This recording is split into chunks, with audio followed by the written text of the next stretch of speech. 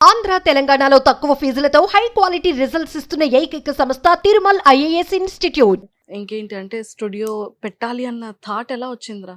అది actually mummy ముందే అనుకుంది. బికాజ్ ఆబ్వియస్లీ నేను ఇక్కడ షిఫ్ట్ అవుతే మమ్మీ కూడా నాతోనే ఉండాలి అని మాట వచ్చింది. అలాగే లైక్ మమ్మీకి ఇక్కడ మమ్మీ నాతో ఉంటే నాకు వర్క్ ఉంటుంది. కానీ మమ్మీ ఈజ్ ఆల్సో లైక్ మమ్మీకి కూడా అలవాటు అయిపోయింది to be earning and working అనమాట. సో ఒక్కరోజు మేబీ ఊరికే అలా ఫామ్ ఫిలప్ చేస్తాం కదా, ఫ్రాంచైజీకి ఫామ్ ఫిలప్ చేస్తే కరెక్ట్ టైంలో నేను ఎప్పుడో హైదరాబాద్ షిఫ్ట్ అవుతాం అనుకున్నాను. ఆ టైంలోనే ఆ ఫామ్ అప్రూవ్ అయింది అనమాట. సో ఫ్రాంచైజీ మీకు ఇస్తాము ఇది అది అలా వెళ్తూ ఇంత పెద్ద సలూన్ ఓపెన్ అయిందనమాట. సో ఎంత అయిందిరా మనీ అంతా కూడా? దానికి ఎంత ఇన్వెస్ట్ చేశారు? యాక్చువల్లీ మమ్మీ ఒక ఇల్లు కట్టింది బ్యాక్ ఇన్ ఒడిస్సా. అది అమ్మేసి మా మామయ్యకి ఇది ఇక్కడ వచ్చామన్నమాట. So we give that property. అది కూడా ఎంత ఆశ పెట్టి కట్టింది. కానీ ఇక్కడ ఆబ్వియస్లీ హైదరాబాద్లో ఒక సలూన్ ఓపెన్ చేయడం, అది కూడా ఒక లగ్జరీస్ సలూన్ ఓపెన్ చేయడం అనేది చాలా పెద్ద విషయం. సో అదే అనమాట, ఒక దగ్గరలో ఒక కరెక్ట్గా ఇప్పుడు కూడా కొన్ని పేమెంట్స్ ఉన్నాయి. So I think 70-80 lakhs. ఇప్పుడు పర్వాలేదా? బిజినెస్ బాగానే అవుతుందా? బాగానే వస్తున్నారా? నాకు తెలిసి అంటే ఐఎమ్ హ్యాపీ. మమ్మీకి అడగాలి ఇంకా. మమ్మీకి కొన్ని రోజుల్లో షీ స్ట్రెస్డ్ అనమాట. బికాజ్ కానీ బిజినెస్ అనేది అదే బిజినెస్ అప్పుడప్పుడు it will be very high, it will be very low. కానీ నాకు తెలిసి Hyderabad is treating me very nicely. So నాకు మంచి సపోర్ట్ దొరుకుతుంది అంతే. Touch wood. తప్పకుండా నేను కూడా 100% కోరుకుంటున్నాను. సో అక్కడ హౌస్ ని సేల్ చేసి ఇక్కడ బిజినెస్ స్టార్ట్ చేశారు కాబట్టి ఆ బిజినెస్ అనేది సూపర్ గ్రోత్ అయ్యి ఇక్కడ వెరీ సూన్ మంచిగా 3 BHK ఫ్లాట్ కొనుక్కోవాలని కోరుకుంటున్నాను. Thank you. Business as usual అలానే గ్రోత్ అవ్వాలి, ఒకవైపు ఇల్లు కూడా స్టార్ట్ అవ్వాలి. సో నైనిక ఇంకా కష్టపడాలి.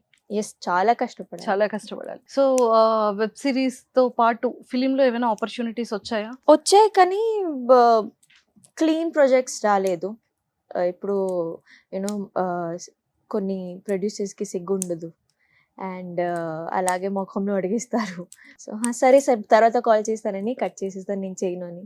అండ్ కొన్ని క్లీన్ ప్రాజెక్ట్స్ వచ్చినా నాకు తెలిసి I'm not ready for films. ఎప్పుడు నాకున్న ఏజ్కి ఐ డోంట్ థింక్ సో నేను ఆ ఇండస్ట్రీలో ఎంటర్ చేయడానికి రెడీ అనమాట. ఇప్పుడు కొంచెం టైం ఉంది, కొంచెం యాక్టింగ్ కూడా ఇంకా బాగా ఇంప్రూవ్ అవ్వాలి నేను. సో ఒక్కసారి ఇఫ్ ఐఎమ్ అంటే పెద్ద స్క్రీన్లో వస్తే అంటే జనాలు చెప్పాలి you were made for this big screen అనమాట. సో అప్పుడు దాకా నేను వర్క్ చేస్తూ ఉండాలి. And when I know I'm ready for it పక్కా అప్పుడు ఏదైనా స్టోరీ వస్తే, మంచి స్టోరీ వస్తే పక్కా చేస్తాను. సో అప్పుడు దాకా వెయిట్ చేయాలి. అప్పుడు దాకా మీరు ఇలా యూట్యూబ్లో కానీ ఓటీటీలో కానీ చూడాలి నాకు. ఆల్వేస్ ఇష్టమైన పర్సన్ 70mm లో కనిపించినా, ఓటీటీలో కనిపించినా, వెబ్ సిరీస్ యూట్యూబ్ లో కనిపించినా ఎక్కడైనా చూస్తూనే ఉంటాం కదా.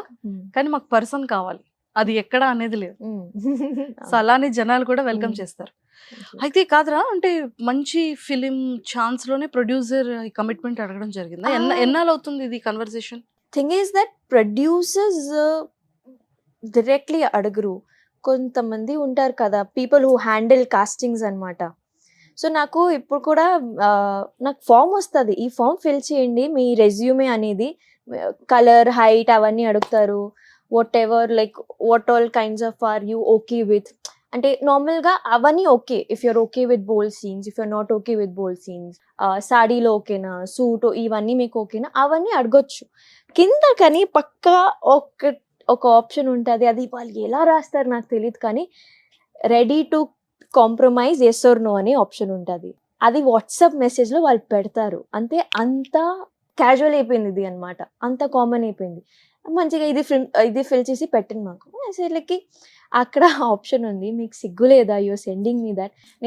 నేను just ignore, because I feel that somewhere చాలా కామన్ అయిపోయింది వాళ్ళకి, చాలా ఈజీ ఇది అడగడం ఇవన్నీ. సో సర్లే లైట్ ఇంకా just ignore and wait for clean projects అనమాట. అంటే ఇంకా కాస్టింగ్ లో ఇలాంటివి ఉన్నాయన్నమాట. ఉన్నాయి అక్క, ఉన్నాయి. అంటే చాలా మంది మనకి అలాంటిది లేదు, చాలా సెక్యూర్ గా ఇది ఉంది అని కొన్ని ప్రాజెక్ట్స్ వస్తుంటాయి. కొన్ని ప్రాజెక్ట్స్ కొంతమంది ఇలాంటి ఉన్నాయి. People who are not see I will still say that ఈ అందరూ ఈ కాస్టింగ్స్ అందరూ నాకు ఇదేదో వచ్చింది. ఐ డోంట్ థింక్ సో వాళ్ళంతా జెన్యున్. అంటే కొంతమంది అంటారు కదా, మాకు చాలా ఫిల్మ్స్ ఉన్నాయి, ఫిల్మ్ చేస్తూనే ఉంటాము అండ్ చాలా పెద్ద పెద్ద ప్రాజెక్ట్స్, పెద్ద పెద్ద ఆర్టిస్ట్ ఉన్నాయి మా దగ్గర, వాళ్ళే ఇలా చేస్తారు బికాజ్ వాళ్ళు జస్ట్ మాటలకి అన్నమాట. వాళ్ళ దగ్గర ఏం ప్రాజెక్ట్స్ ఉండవు కానీ ఏదో ఒకటి అలా అనమాట. So I think people who are really passionate about cinema, ఇవన్నీ హూ టేక్ సినిమా సీరియస్లీ, వాళ్ళు అక్కడ అయితే ప్రొడక్షన్స్ ఎగ్జాక్ట్లీ మీరు చెప్పినట్టు చాలా క్లీన్, చాలా సెక్యూర్గా అవుతుంది వర్క్. అండ్ నీకు అంటే లైక్ నీకు ఎలాంటి ఫిలిం స్టోరీస్ అంటే ఇలాంటి స్టోరీ చేయాలని ఉంది, ఇలాంటి క్యారెక్టర్లో నాకు చూడాలని ఉంది? ఫిదా చూసారా మీరు?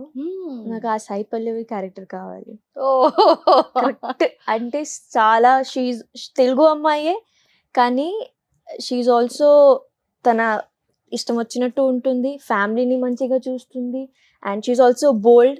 అంటే నాకు ఆ సీన్ చాలా నచ్చింది. తను అక్కడ నుంచి ఏదో I miss you, I love you ఏదో మెసేజ్ పెడితే తను చెప్పు, అదే సూపర్ సీన్ అది. సో నాకు అంటే ఆ క్యారెక్టర్ చాలా నచ్చింది. ఆ అమ్మాయి మొత్తం చాలా అందంగా లుకింగ్ ట్రెడిషనల్ గా ఉంటుంది, బోల్డ్ గా మాట్లాడుతుంది, ఫ్యామిలీతో కలుస్తుంది, కోపంగా ఉంటుంది. టిపికల్ తెలుగు అమ్మాయి. నాకు రూల్స్ కావాలన్నమాట. డైరెక్టర్ గారికి అప్లికేషన్ మనం పంపిద్దాం. సార్ నెక్స్ట్ లైన్ లో నేను ఉన్నాను, నన్ను చూడండి, గుర్తించండి. సో అయితే శేఖర్ కమల గారికి సార్ ఇలాగా మా నైనిక ఫిదా 2 చేయాలనుకుంటున్నారు, హీరో మారుద్దామా అదే హీరో ఉండాలా?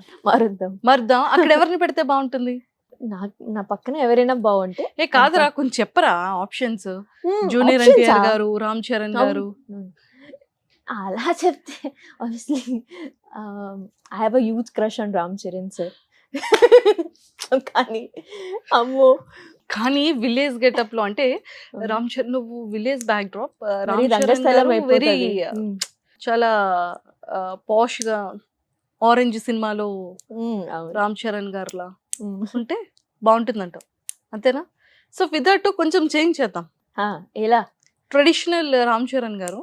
అబ్బో, నేను గ్లామరా? నువ్వు వద్దా? ఓకే. సో అయితే sir Shekhar Kamala sir please, ఒరే రామ్ చరణ్ గారికి ఇన్ కేస్ డేట్స్ లేకపోతే ఆ ప్లేస్ లో ఇంకొకరిని ఎవరైనా రీప్లేస్ చేయొచ్చా? సార్కి ఆప్షన్ ఇద్దాం, మళ్ళీ కన్ఫ్యూజ్ అవుతాం. థింక్ నేను రీసెంట్లీ యాక్చువల్లీ బేబీ మూవీ ప్రమోషన్స్కి వెళ్ళిన. So I met Anand sir. So I like him. So second crush అనేది ఆనంద్ దేవరకొండలో.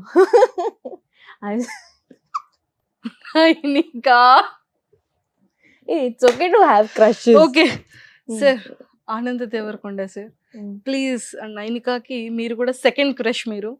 సో ఖచ్చితంగా ఒక బ్యూటిఫుల్ ఫిలిం మీతో చేయాలని కోరుకుంటుంది తను. అండ్ శేఖర్ కమల సార్కి మనం పంపిద్దాం లెటర్ ఒకటి, ట్యాగ్ చేద్దాము ఫిదా 2 అడిగి. బట్ సార్ రామ్ చరణ్ గారు first priority. If in case Ram Charan sir కనుక మాకు మిస్ అయితే పక్కా ఆనంద దేవరకొండ గారు మాత్రం కావాలి. ఓకే కదా? ఇలా మాట్లాడుకుంటే ఎంత బాగుంది, నిజంగా జరిగేటట్టుగా ఎంత చక్కగా మాట్లాడుకోలేదు. నాకు తెలిసి మేబీ ఫ్యూచర్ లో ఆనంద్ దేవరకొండ కానీ రామ్ చరణ్ సార్ కి ఒక సిస్టర్ క్యారెక్టర్ వస్తుంది నాకు. కానీ బికాస్ ఆబ్వియస్లీ కదా, అప్పుడులో చూడాలి. ఇంకా సరే, ఇద్దరిలో సిస్టర్ క్యారెక్టర్ వస్తే ఎవరికి చేస్తావు? నేను ఎవరికి చేయవు కదా. గర్ల్ ఫ్రెండ్ క్యారెక్టర్ అయితే కాదు. ఒకవేళ సిస్టర్ క్యారెక్టర్ బాగుంది అయితే నాకేం ప్రాబ్లం లేదు, ఇద్దరికి I can be a sister అనమాట. అంతే, క్యారెక్టర్ బాగుండాలన్నమాట. పాపం అంటే మనకు ఒక ఇంపార్టెంట్ క్యారెక్టర్ వస్తుంది కాబట్టి అక్కడ బలవంతంగా యాక్సెప్ట్ చేస్తున్నాం కదా. అంతే, నేనేదో బలవంతంగా ఒప్పించినట్టు. ఓకే.